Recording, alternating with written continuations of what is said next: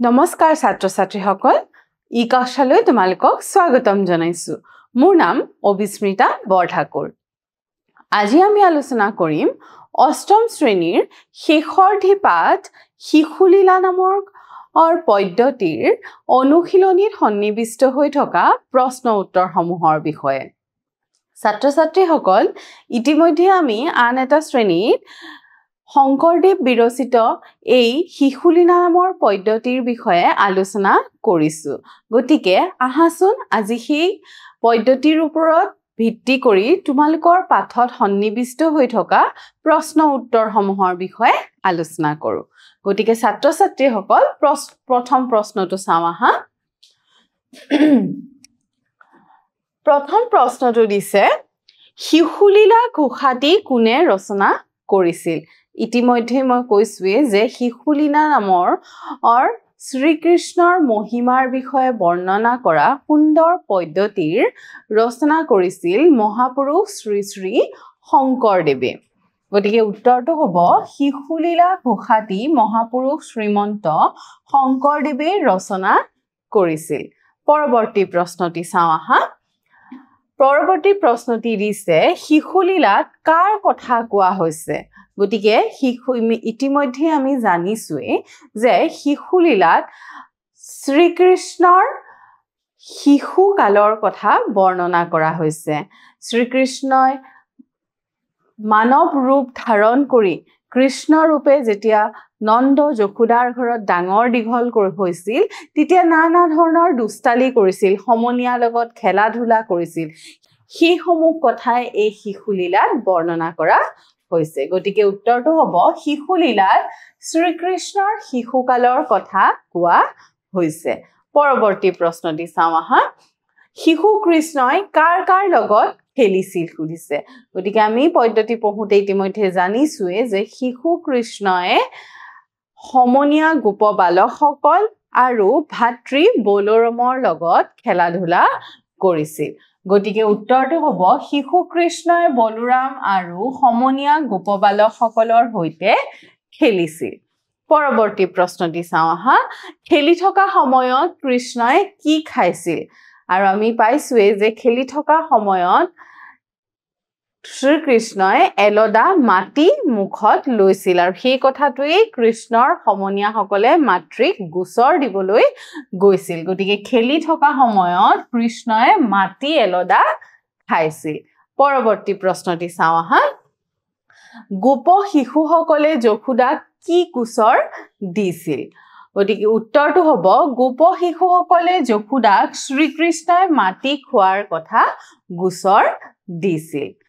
পিছৰ প্ৰশ্নটো চাওঁ আহা গোপ বালকসকলৰ কথা শুনি যশোদাই কি কৰিলে গতিকে যেনেকে মাতৃয়ে সৰু ল'ৰা ছোৱালীয়ে দুষ্ট কৰিলে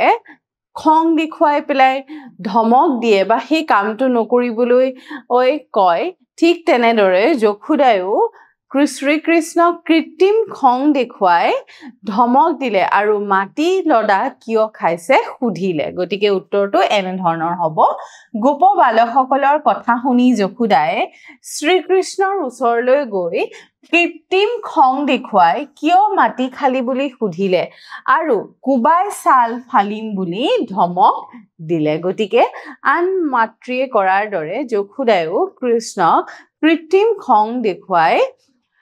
মাটিৰ লদা খোৱাৰ বাবে ধমক দিলে পৰৱৰ্তী প্ৰশ্নটি চাওঁ আহা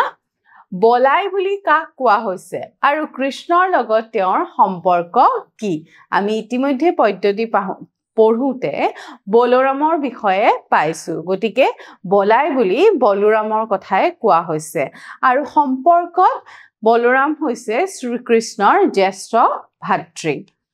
গতিকে তেওঁৰ লগত ককায়েক ভায়েকৰ সম্বন্ধ আছে বলাই বুলি বলৰামক কোৱা হৈছে আৰু সম্পৰ্কত বলৰাম কৃষ্ণৰ জ্যেষ্ঠ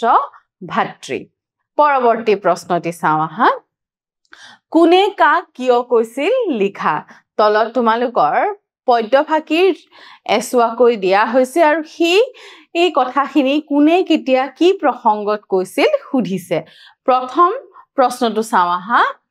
কেনে মাটি খাইলি অৰে গোপাল কুবাই আজি তোৰ ফাৰিব চাল এই বাক্যশাৰীনো কোনে কৈছিল এই কবিতা ফাঁকিনো কোনে কাৰ মুখত দিয়া হৈছিল সেই বিষয়ে সুধিছে উত্তৰটো চোৱা উপৰোক্ত কথা ফাঁকি মাতৃ যশোদায়ে শিশু কৃষ্ণক কৈছিল গোপবালকসকলে মাতৃ যশোদাক শ্ৰীকৃষ্ণই মাটি খোৱা বুলি অভিযোগ দিয়াৰ পিছত তেওঁ শ্ৰীকৃষ্ণক চাবলৈ আহি এনেদৰে কৈছিল গতিকে ইতিমধ্যে আমি জানিছোৱে যে শিশু কৃষ্ণই সমনীয়াৰ লগত খেলি থাকোতে এলদা মাটি মুখত লৈছিল আৰু সেই কথাকে গোচৰ দিবলৈ গোপবালকসকল যশোদাৰ ওচৰ পাইছিল গৈ আৰু যশোদাক এই বিষয়ে জনাইছিল তেতিয়া যশোদাই কৃত্ৰিম খং দেখুৱাই শ্ৰীকৃষ্ণক কৈছিল যে কেনে মাটি খাইলি ওৰে গোপাল কুবাই আজি তোৰ ফাৰিবু চাল গতিকে কিয় মাটি খাইছ তোৰ আজি কুবাই মানে যেনেকে মাকে লৰাছলি খং কৰে যে তোক আজি পিঠি ফালিম বুলি কৈছে পিঠি পেলাই তোৰ পিঠিৰ ছাল ফালিম বুলি কৈছে গতিকে এইদৰে তেওঁ পুত্ৰক ধমক দিছে পৰৱৰ্তী প্ৰশ্নটো চাওঁ হা মাতন্ত কৃষ্ণে যশোদা কচাই মিছা মাতে সবে শুনিও আই এই কথা ফাঁকি কোনে কৈছিল আৰু কিয় কৈছিল সুধিছে মাতৃ যশোদাই যেতিয়া শিশু কৃষ্ণ কিয় মাটি খাইছিল বুলি প্ৰশ্ন কৰিছিল তাৰ উত্তৰত শ্ৰীকৃষ্ণই উপৰোক্ত কথা ফাঁকি মাক যশোদাক কৈছিল যে কৃষ্ণই তেতিয়া কৈছিল যে সকলোৱে মিছা মাতিছে শ্ৰীকৃষ্ণই মাটিৰ লডা খোৱা নাই বুলি মাক যশোদাৰ আগত কৈছিল যে সকলো তেওঁৰ সমনীয়া আৰু ভাতৃয়ে মাকৰ আগত মিছা গোচৰ দিছে বুলি কৃষ্ণই পতিয়ন নিয়াবলৈ চেষ্টা কৰিছিল আৰু কৈছিল যে তেওঁ মাটি মুখত দিয়া নাই এইদৰে কৃষ্ণই মাকক কৈছিল পৰৱৰ্তী প্ৰশ্নটো চাওঁ হা প্ৰসংগ সংগতি দৰ্শাই ব্যাখ্যা কৰা গতিকে কবিতাটিৰ পৰা এসোৱা দি তোমালোকৰ প্ৰশ্ন দিছে আৰু সেই বাক্যশাৰী প্ৰসংগ সংগতি দৰ্শাই ব্যাখ্যা কৰিবলৈ কৈছে গতিকে চাওঁচোন আহা প্ৰশ্নটি কি আছে যশোদা সুন্দৰী দেশন্ত পাছে সমস্ত জগত গৰ্ভতে আছে আমি কবিতাটিত ইতিমধ্যে পাইছোৱে যে গোপবালকসকলৰ লগত যেতিয়া শ্ৰীকৃষ্ণই বজ্ৰধামত খেলা ধূলা কৰি আছিল সেই সময়তে শ্ৰীকৃষ্ণই দুষ্টালি কৰি এলদা মাটি নিজৰ মুখত লৈছিল আৰু সেই কথাৰ গোচৰ সমনীয়াসকলে মাতৃৰ আগত দিছিল তেতিয়া মাতৃ যেতিয়া পুত্ৰক ধমক দি মাটি কিয় খালি বুলি কৈছিল তেতিয়া পুত্ৰই সেই কথা পুত্ৰ কৃষ্ণই সেই কথা মানি লোৱা নাছিল আৰু কৈছিল যে সকলোৱে মিছা মাতিছে তেওঁ মাটি মুখত দিয়া নাই তেতিয়া মাকে নিশ্চিত হবৰ বাবে মুখ মেলি চাবলৈ বিচাৰোতে সমগ্ৰ জগতখনে শ্ৰীকৃষ্ণৰ মুখৰ ভিতৰত দেখিবলৈ পাইছিল তাত মাটিৰ হলনি সমগ্ৰ জগতখনে শ্ৰীকৃষ্ণৰ মুখৰ ভিতৰত আছিল গতিকে এই কথাৰ পৰা যশোদাই শ্ৰীকৃষ্ণৰ মহিমাৰ কথা বুজি পাইছিল গতিকে আহা উত্তৰটো এনে ধৰণে আমি লিখিছো উক্ত কথাশাৰী আমাৰ পাঠ্যপুথি অংকুৰণৰ অন্তৰ্গত মহাপুৰুষ শ্ৰীমন্ত শংকৰদেৱৰ দ্বাৰা ৰচিত শিশুলীলা নামৰ পাঠটোৰ পৰা তুলি দিয়া হৈছে শ্ৰীকৃষ্ণই মাটি খোৱা প্ৰসংগত উক্ত কথাফাঁকিৰ অৱতাৰণা কৰা হৈছে শিশু কৃষ্ণই নিজৰ সমনীয়া গোপ বালকসকলৰ সৈতে খেলি থকা অৱস্থাত অইন সাধাৰণ শিশুৰ দৰে মাটিৰ লডা মুখলৈ নি অমৃত সেৱন কৰাৰ দৰে কৰিছিল কৃষ্ণৰ এই দুষ্টালিৰ কথা গোপ বালকসকলে মাতৃ যশোদাৰ আগত অভিযোগ কৰি কৈছিল সেই কথা শুনি মাতৃ যশোদাই শিশু কৃষ্ণক ওচৰলৈ আহি কৃত্ৰিম খং দেখুৱাই কিয় মাটি খাইছে বুলি ধমক দিছিল কৃষ্ণই ভয় খাই মাতৃ যশোদাক লগৰীয়া সকলে মিছাকৈ কোৱা বুলি কৈছিল লগতে তেওঁ কৈছিল যে এই তেওঁ মাটি মুখত দিয়া নাই ইয়াৰ পিছত যশোদাই কৃষ্ণক মুখ মেলি দেখুৱাবলৈ কওঁতে মুখৰ ভিতৰত সমস্ত জগতখন দেখি আচৰিত হৈছিল আৰু গোটেই জগতখন যে শ্ৰীকৃষ্ণৰ গৰ্ভতে আছে তাকে বুজি উঠিছিল এয়াই হৈছে শ্ৰীকৃষ্ণৰ লীলা বা মহিমা তেওঁ এই দুষ্টালি সমূহৰ জৰিয়তে শিশু লীলা সমূহৰ জৰিয়তে নিজৰ মহিমা সকলোকে দেখুৱাই দিছিল এয়াই হৈছে শ্ৰীকৃষ্ণৰ মহিমা গতিকে এই সুন্দৰভাৱে শ্ৰী শ্ৰী শংকৰদেৱে শিশু লীলাৰ জৰিয়তে ভগৱান শ্ৰীকৃষ্ণৰ মহিমাসমূহ ব্যক্ত কৰিছে পৰৱৰ্তী প্ৰশ্নটো চাওঁ আহা খালি অংশত শব্দ ভৰোৱা গতিকে তোমালোকৰ কবিতা ফাকি ইয়াতে দিয়া হৈছে আৰু তাতে কিছু খালি ঠাই ৰখা হৈছে সেই সমূহত উপযুক্ত শব্দসমূহ ভৰাবলৈ দিয়া হৈছে গতিকে চোৱা যত গোপ শিশু বলাই আদি হবে ইয়াতে খালি ঠাই আছে গয়া কৃষ্ণৰ খালি ঠাই যশোদাৰ আগে দিলে ক খালি ঠাই কৃষ্ণ মাটি একদল গতিকে আহাচোন ইয়াৰ উত্তৰখিনি কি হ'ব চাওঁ হবে ভৈল গয়া কৃষ্ণৰ বাদী যশোদাৰ আগে দিলে ক খল মানে হৈছে গোচৰ ইতিমধ্যে আমি পাঠটো আলোচনা কৰোঁতে কৰিছিলোৱে খল মানে হৈছে গোচৰ হাইলন্ত কৃষ্ণে মাটি একদল গতিকে সকলোৱে গৈ পেলাই যশোদাৰ ওচৰত কৃষ্ণৰ বিৰুদ্ধে গোচৰ দিছিল যে কৃষ্ণই মাটি এলদা খাইছে বুলি গতিকে এইকেইটা শব্দই এই ঠাইখিনি পূৰ কৰিব লাগিব পৰৱৰ্তী প্ৰশ্নটি চাওঁ আহা আন এটা এনেকে দৰে কবিতা ফাকি দিয়া হৈছে আমি উত্তৰটোৱে চাই লওঁ আহা শুনিয়া কৃষ্ণৰ হৰিল মাত চক্ষু তেৰ কৰি মাওক শান্ত ভয়তে যেন কাম্পয় হাত ভৰি যশোদা দেখে পুত্ৰ গৈল দৌৰি গতিকে যেতিয়া মাতৃয়ে কৃত্ৰিম খং দেখুৱাই শিশু শ্ৰীকৃষ্ণক ধমক দিলে বা খং কৰিলে তেতিয়া শ্ৰীকৃষ্ণয়ো চকু তেৰ মানে বেকা কৰি মাকক শান্ত মাকক চালে ভয়তে যেন কাম্পয় হাত ভৰি আৰু মাকৰ খং দেখি মাকৰ ধমক দেখি যিহেতুকে মাকে পিঠিৰ ছাল ফালিম বুলি ক'লে গতিকে মাকৰ ভয়ত হাত ভৰি কঁপিবলৈ ধৰিলে যশোদা দেখে পুত্ৰ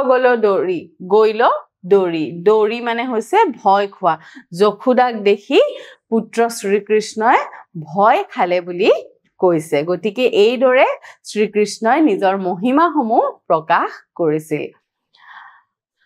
শেষৰ প্ৰশ্নটো চাওঁ আহা আজি শিশুলীলাৰ কথাখিনি গদ্য ৰূপত লিখা গতিকে ইতিমধ্যে আমি কবিতাটিৰ বিষয়ে আলোচনা কৰোঁতে আৰু বৰ্তমান প্ৰশ্ন উত্তৰসমূহ আলোচনা কৰোঁতে কবিতাটিৰ বিষয়ে জানিছোৱে যে কিদৰে শিশু কৃষ্ণই মানৱ ৰূপ ধাৰণ কৰি বজ্ৰধামত গোপ বালক আৰু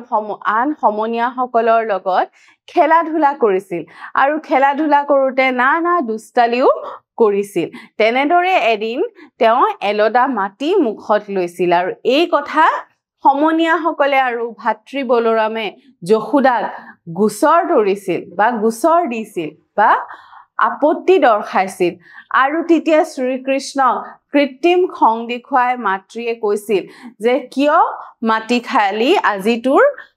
পিটি ছাল ছিগিম এই কথাত শ্ৰীকৃষ্ণই ভয় খোৱাৰ দৰে কৰিছিল আৰু ভয়তে হাত ভৰি কঁপিবলৈ লৈছিল তেতিয়া মাকৰ বেয়া লাগি পুনৰ সুধিছিলে যে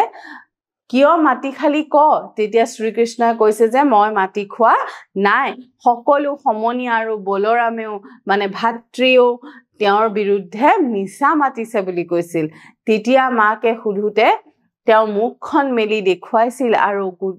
শ্ৰীকৃষ্ণৰ মুখৰ ভিতৰতে সমস্ত জগতখন যশোদাই দেখা পাইছিল গতিকে এইদৰে সুন্দৰ ৰসালভাৱে শ্ৰী শ্ৰী শংকৰদেৱে শ্ৰীকৃষ্ণৰ মহিমাৰ কথা ব্যক্ত কৰিছে গতিকে উত্তৰটো চাওঁ আহা মানৱ সন্তান ৰূপী যশোদাৰ পুত্ৰ শ্ৰীকৃষ্ণৰ মহিমা অপাৰ মাতৃ আৰু সমনীয়াৰ দৃষ্টিত শ্ৰীকৃষ্ণ হ'ল এজন সাধাৰণ বালক সেই বালক কৃষ্ণই লগৰীয়াৰ লগত নানা খেলা ধূলা কৰে আৰু কাজিয়াও কৰে এদিনাখন শিশু কৃষ্ণই মাটিৰ লদা এটা মুখত লোৱাত বলৰামকে আদি কৰি গোপ শিশুসকলে যশোদাৰ ওচৰত কৃষ্ণৰ বিপক্ষে গোচৰ দিয়ে যশোদাই কৃত্ৰিম খং দেখুৱাই মাটি খোৱাৰ বাবে কুবাই পিঠিৰ ছাল ফালিব বুলি কৃষ্ণক ধমক দিয়ে তাকে শুনি কৃষ্ণৰ ভয় খোৱা যেন দেখুৱাত মাকে মৰে মৰে কৃষ্ণক মাটি খোৱাৰ কথা সুধে